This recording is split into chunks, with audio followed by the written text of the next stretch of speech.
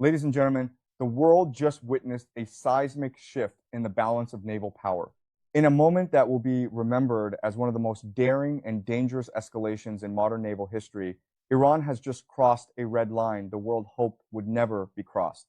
Just hours ago, following its order to completely close the Strait of Hormuz, the Islamic Revolutionary Guard Corps unleashed a massive barrage of over 1,500 Haj Qassem ballistic missiles toward this critical choke point, the artery that carries nearly 20% of the world's daily oil supply.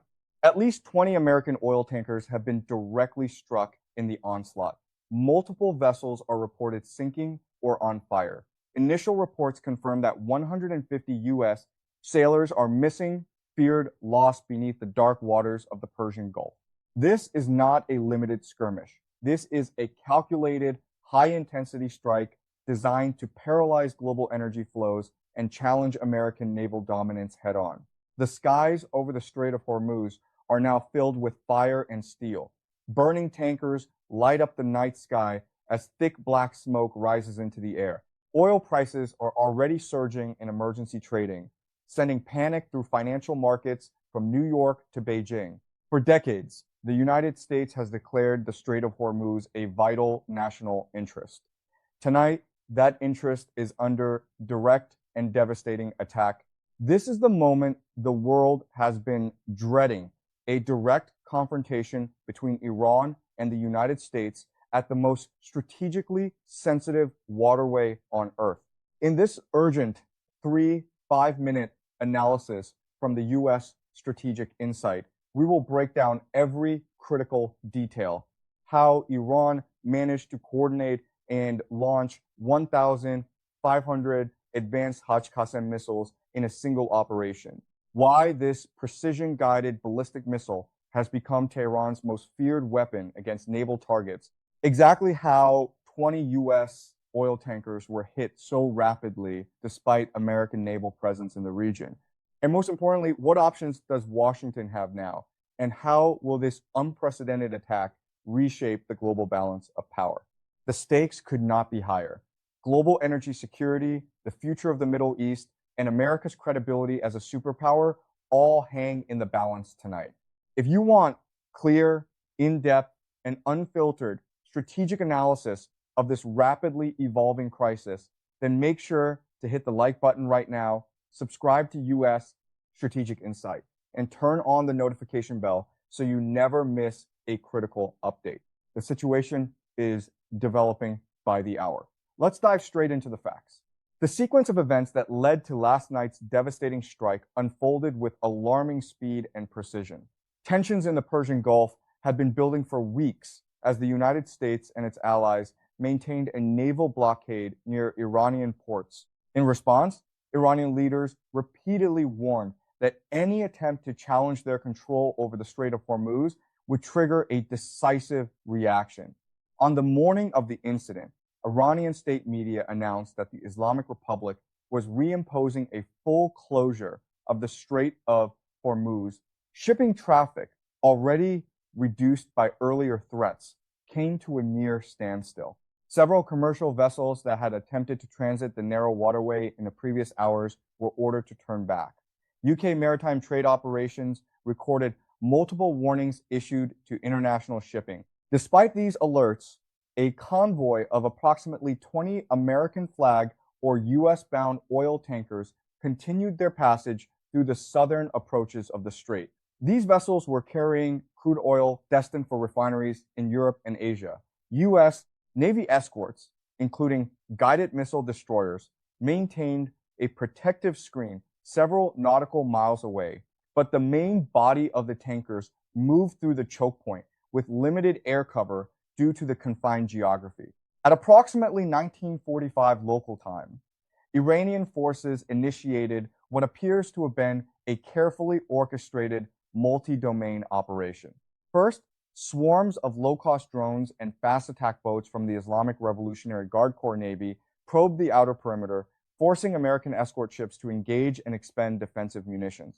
This initial wave served as a deliberate distraction. Then, just minutes later, the main assault began. Over 1,500 Haj Qassem medium-range ballistic missiles were launched in coordinated salvos from multiple sites across southern and central Iran.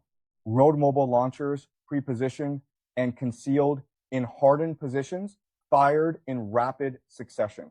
The solid fuel design of the Haj Qassem allowed for near instantaneous launches, enabling Iran to generate an overwhelming volume of fire in a very short window.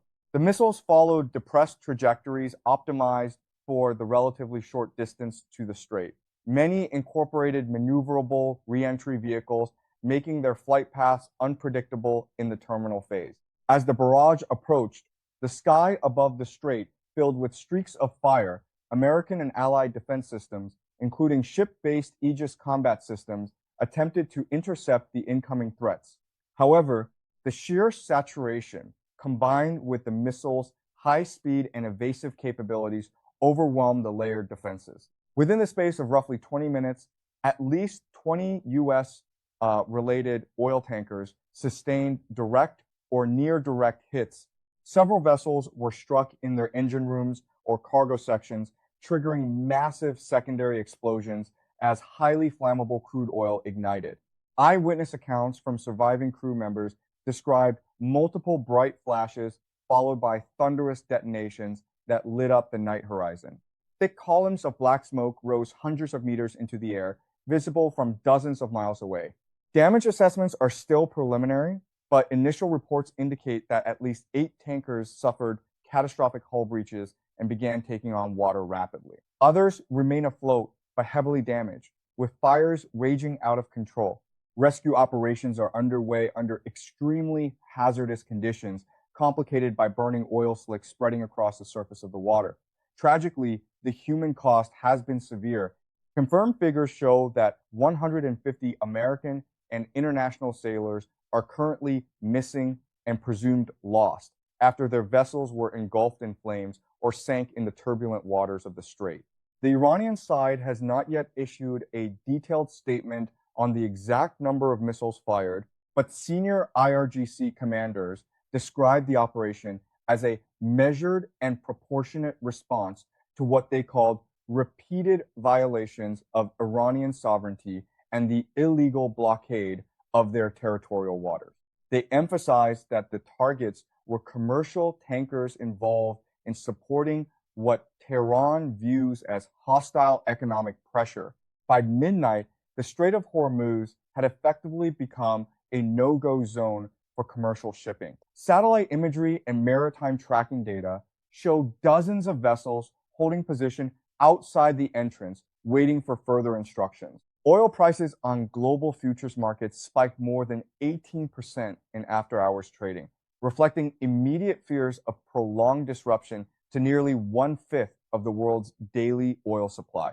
This timeline reveals a meticulously planned operation that combined deception, saturation tactics, and the debut of Iran's advanced Haj Qassem missile on a large scale.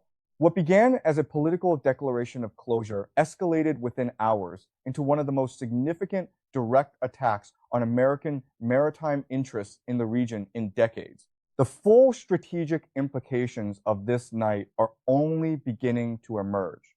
In the next section, we will examine the capabilities of the Haj Qassem missile itself and why it proved so effective against modern naval escorts.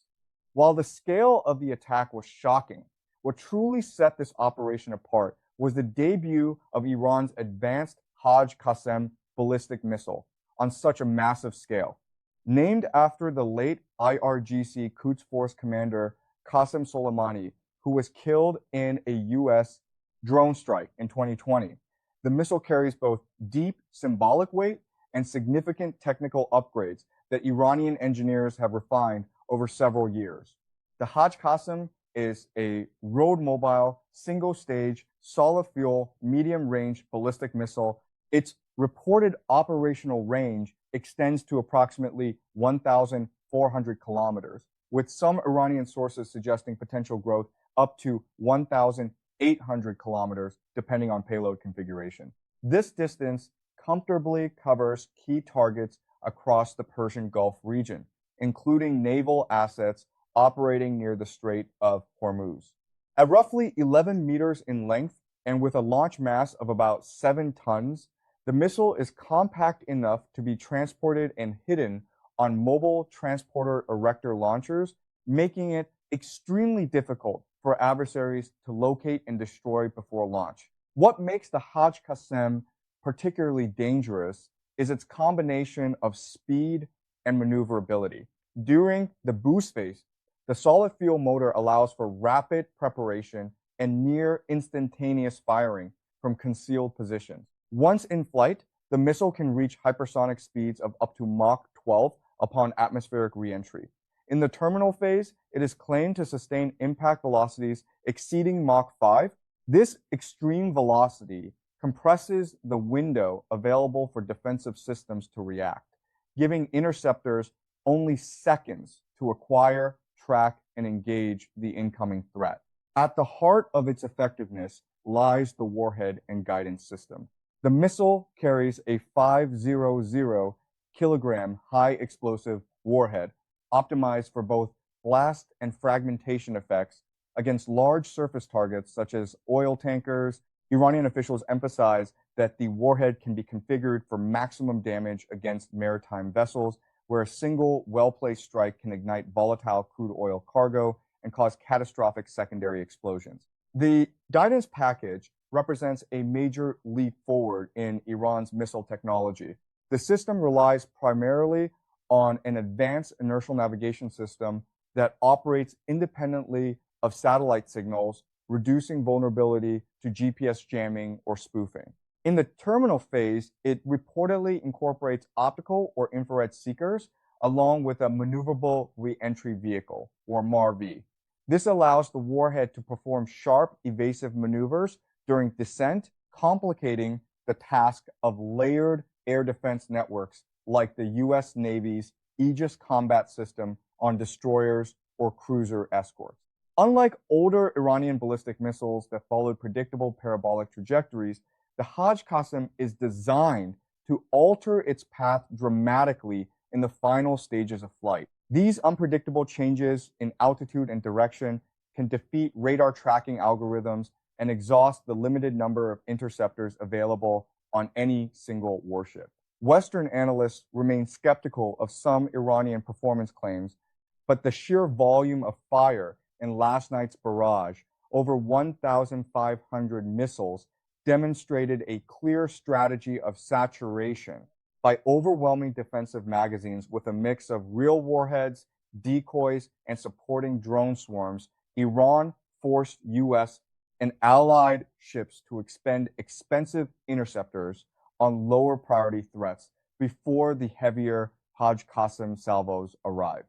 Solid fuel propulsion is another critical advantage. Unlike liquid fuel predecessors that require lengthy fueling and positioning, the Haj Qassem can be kept in a ready-to-fire state for extended periods.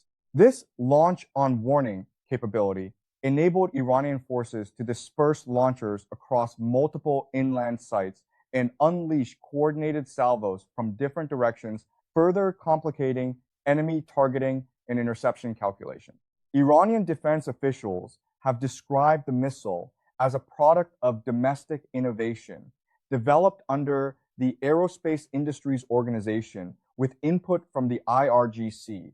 Its design draws lessons from previous systems, such as the Fateh family and EMAD series, incorporating carbon composite materials to reduce weight while maintaining structural integrity under extreme aerodynamic stress. The result is a weapon that offers improved accuracy, reportedly in the range of tens of meters, combined with high survivability for the launch platforms. In the context of the Strait of Hormuz, the Haj Qassem's capabilities align perfectly with Iran's anti-access area denial doctrine. The narrow geography of the strait limits the maneuverability of large tankers and restricts the defensive envelopes of escorting warships. A barrage of high-speed, maneuvering ballistic missiles can exploit these constraints, turning the confined waters into a kill zone, where even advanced radar systems struggle to discriminate and prioritize threats effectively.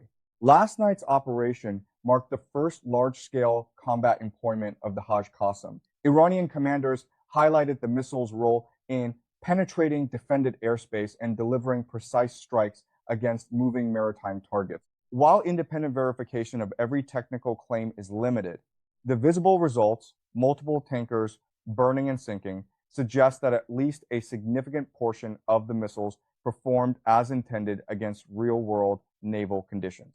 This weapon does not exist in isolation. It forms part of a broader, maturing Iranian ballistic missile ecosystem that includes hypersonic glide vehicles and increasingly sophisticated seekers. For the United States and its partners, the Haj Qassem represents a new benchmark in the evolving challenge of defending high-value assets against saturation attacks from regionally powerful adversaries. The success of this strike will undoubtedly prompt urgent reviews of naval defense tactics, interceptor stockpiles, and electronic warfare capabilities in the Persian Gulf. Yet, it also underscores a deeper reality. Iran has invested heavily in asymmetric tools that can impose disproportionate costs on superior conventional forces. In the next section, we will examine how this missile was employed against the specific strategic target of the Strait of Hormuz and the vulnerabilities it exposed in the protection of critical energy infrastructure. The Strait of Hormuz is not merely a stretch of water. It is the single most vital choke point in the global energy system. Measuring just 21 nautical miles at its narrowest point, and with a shipping lane only 2 miles wide in each direction, this narrow passage between Iran and Oman serves as the gateway for nearly 1/5 of the world's daily oil production. On an average day, more than 21 million barrels of crude oil and petroleum products flow through these waters, bound for refineries in Asia, Europe, and beyond. Any sustained disruption here sends immediate ripples through global markets, inflating fuel prices and threatening economic stability far beyond the Middle East. Iran has long viewed control over the strait as its ultimate strategic leverage. For years, Tehran has declared that it possesses both the capability and the resolve to close the waterway if its national security or economic survival is threatened. Last night's operation transformed that long-standing threat into harsh reality. By launching the massive Haj Qassem barrage immediately after announcing the full closure order, Iran effectively turned the strait into a contested war zone, demonstrating that passage through these waters now carries an unacceptable level of risk for vessels perceived as aligned with American interests. The 20 American oil tankers targeted in the attack were not random merchant ships. Most were large crude carriers, very large crude carriers, VLCCs, and Suezmax class vessels, each capable of transporting between 1 and 2 million barrels of oil per voyage. These tankers were sailing under U.S. flags or carrying cargo contracted for delivery to refineries supplying Western markets. Their routes took them directly through the southern traffic lane, where water depth and navigational constraints limit evasive maneuvering. This geographic reality made them especially vulnerable once the missile barrage began. The attack exposed critical weaknesses in how commercial energy flows are protected in high-threat environments. Although U.S. Navy destroyers provide a distant escort, the confined waters of the strait prevented the formation of a wide defensive perimeter. Tankers, with their slow speed and massive profiles, presented large radar signatures and limited ability to take sudden evasive action. When the first waves of Iranian drones and fast boats appeared, they forced the escorting warships to focus on close-in threats, creating momentary gaps that the subsequent ballistic missile salvos exploited. The physical damage to the tankers was severe and immediate. Several vessels suffered direct impacts to their engine rooms or midship cargo sections, where highly volatile crude oil ignited almost instantly. Fireballs rose hundreds of feet into the night sky as thick, acrid smoke billowed outward. Crews reported multiple secondary explosions as successive missiles struck already burning ships. In some cases, the force of the impacts ruptured multiple cargo tanks simultaneously, causing rapid flooding and loss of stability. At least 8 tankers are believed to have sunk or are currently listing heavily, their hulls breached below the waterline.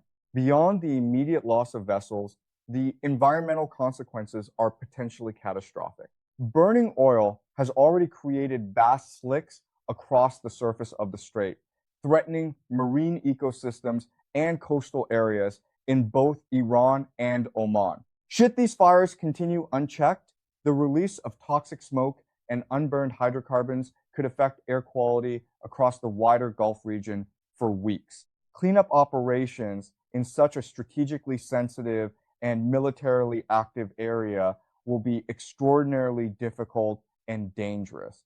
The human toll adds another grim dimension to the incident.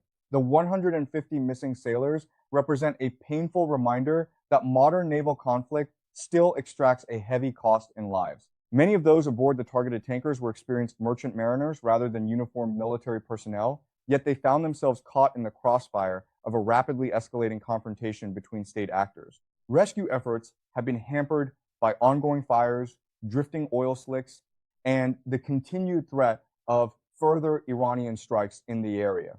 From a broader strategic perspective, the choice of the Strait of Hormuz as the primary target was calculated with precision. By concentrating fire on commercial energy infrastructure rather than purely military assets, Iran sent a clear message. It can impose severe economic pain on the United States and its partners without necessarily triggering an all-out conventional war on Iranian soil. Disrupting the flow of oil through this single choke point forces Washington to confront a painful dilemma, respond militarily, and risk further escalation, or accept a significant blow to global energy security and American credibility. The attack also highlights the asymmetric advantage Iran holds in this specific theater. While the United States maintains superior overall naval power, projecting that power effectively inside the narrow Iranian-dominated waters of the Strait is far more challenging. Proximity allows Iran to deploy shorter-range systems with greater accuracy and volume, while American forces must operate under severe geographic constraints and within range of layered Iranian coastal defenses. As the sun rises over the Persian Gulf this morning, the Strait of Hormuz stands dramatically altered. Commercial shipping has largely halted. Insurance rates for vessels transiting the area have already skyrocketed. Global oil futures continue to climb as traders assess the potential for weeks or even months of disrupted supply. The 20 damaged or sunken tankers represent not only immediate material loss, but also a powerful symbol of how vulnerable the world's energy lifelines have become in an era of precision-guided ballistic weapons. This strike has redefined the rules of engagement in one of the planet's most critical maritime passages. In the following section, we will analyze how the United States is responding to this direct challenge and what difficult choices now confront decision makers in Washington. In the hours following the devastating missile barrage, the United States government found itself in an extraordinarily difficult position. President Trump's administration, already facing domestic pressure over rising energy costs, convened an emergency National Security Council meeting at the White House. Initial statements from the Pentagon described the attack as unprovoked and reckless, while Secretary of Defense confirmed that U.S. forces had engaged numerous incoming threats, but were ultimately overwhelmed by the sheer volume of fire. American military response so far has been measured but firm. 2 additional carrier strike groups have been ordered to steam toward the Arabian Sea, though they have deliberately remained outside the immediate danger zone of the Strait of Hormuz. U.S. Air Force assets, including B-52 bombers and F-35 fighters, have increased patrol frequency over the Gulf, while ground-based Patriot and THAAD batteries in allied countries such as Saudi Arabia and the UAE have been placed on heightened alert. However, senior Pentagon officials have privately acknowledged that reopening the strait by force would require a sustained and costly campaign, one that risks drawing the United States into a prolonged regional conflict. The immediate challenge lies in the nature of the threat itself. Unlike traditional naval engagements, Iran's strategy combined ballistic missiles with asymmetric tools, drone swarms, and fast attack boats, making classical power projection far more complicated. American warships, while technologically advanced, carry limited numbers of interceptors relative to the scale of 1,500 missile salvo. Replenishing those stocks in a combat environment near hostile shores presents serious logistical difficulties. Military planners are now urgently reviewing whether current naval escort doctrine for commercial shipping in high-threat choke points remains viable. On the diplomatic front, Washington has moved quickly to rally international support. The United States has called for an emergency session of the UN Security Council, accusing Iran of violating freedom of navigation and threatening global economic stability. Several European allies have expressed concern over the attack, but have stopped short of committing military assets, citing the risk of escalation. Asian nations, heavily dependent on Gulf oil, particularly China, Japan, and South Korea, have issued cautious statements urging restraint from all parties while quietly accelerating efforts to diversify energy sources. The economic fallout is already severe and far-reaching. Global oil prices surged more than 18% in the first hours after the attack and continue to climb. Stock markets in New York, London, and Tokyo opened sharply lower, with energy sector volatility triggering automatic trading halts in several exchanges.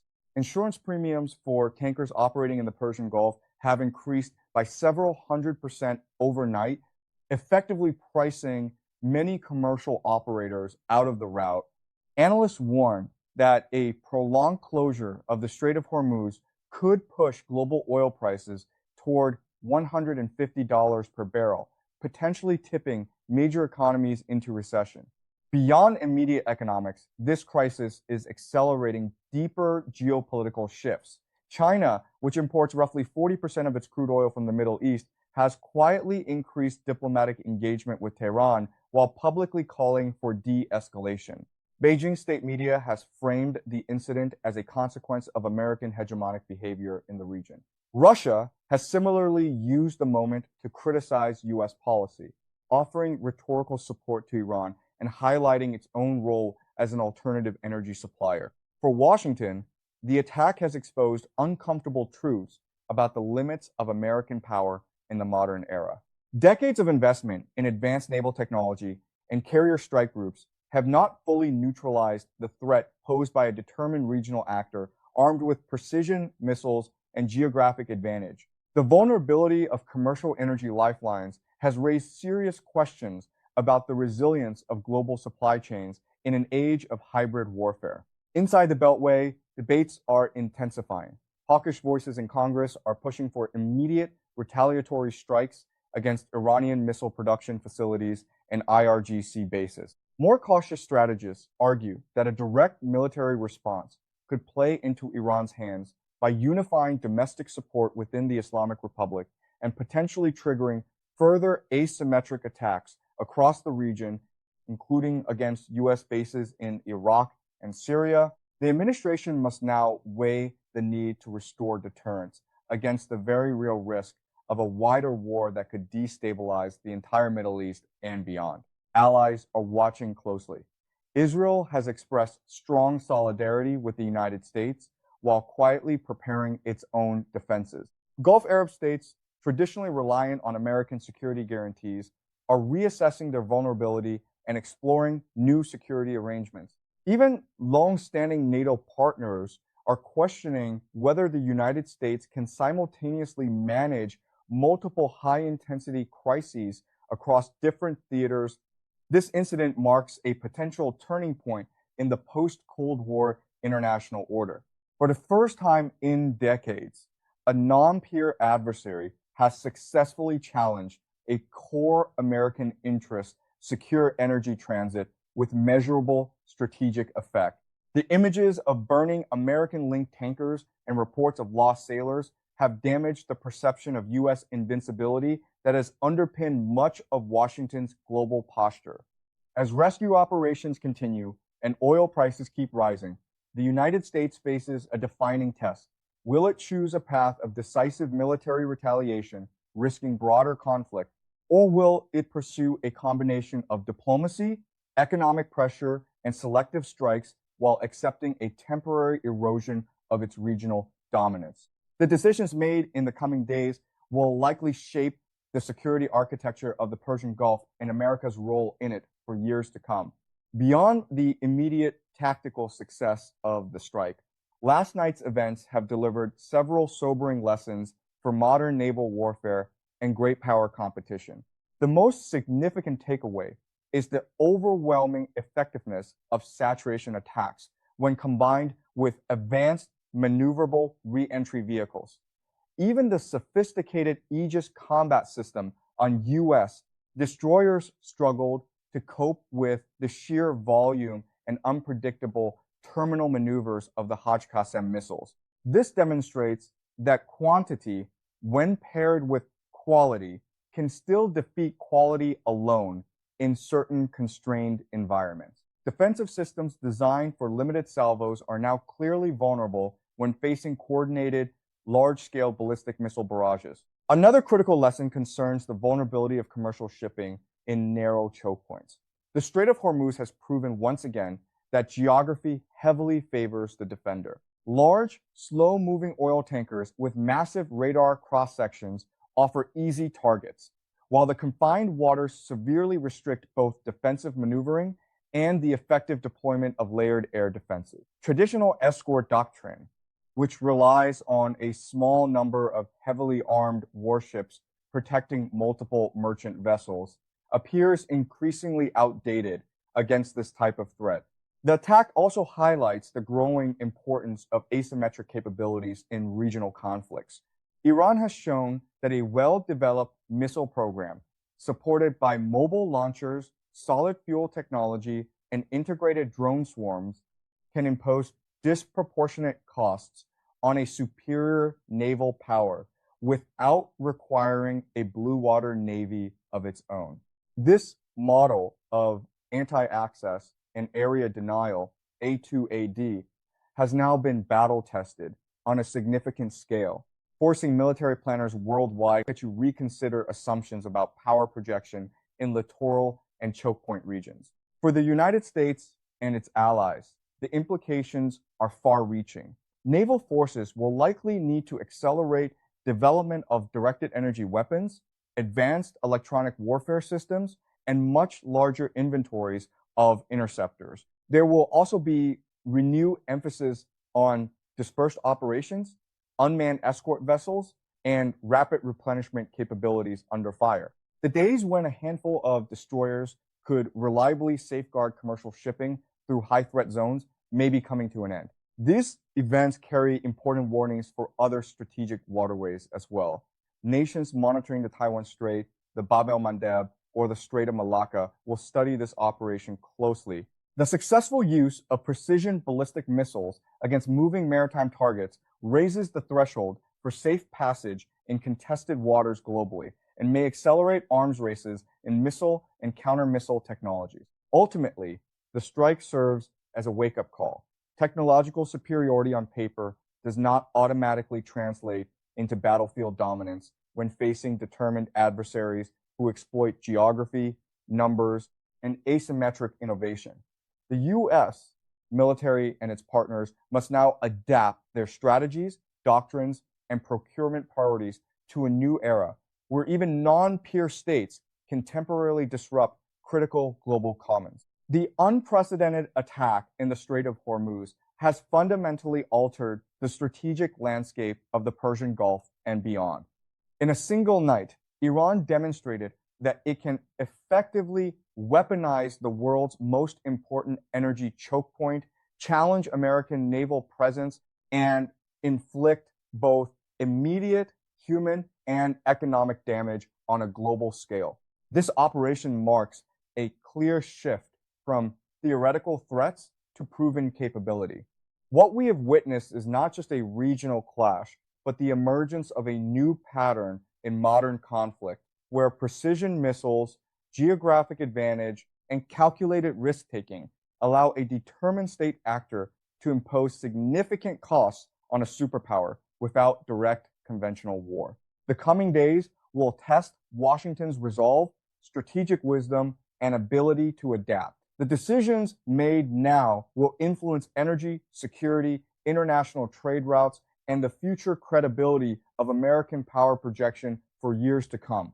If you value clear-eyed, in-depth strategic analysis like this, please support the channel by hitting the like button and subscribing to US Strategic Insight. Turn on the notification bell so you stay ahead as this crisis continues to unfold, hour by hour. Share this video with others who need to understand the real stakes behind today's headlines. Let us know in the comments, do you believe the United States will respond with force, or will diplomacy take priority? We read every comment.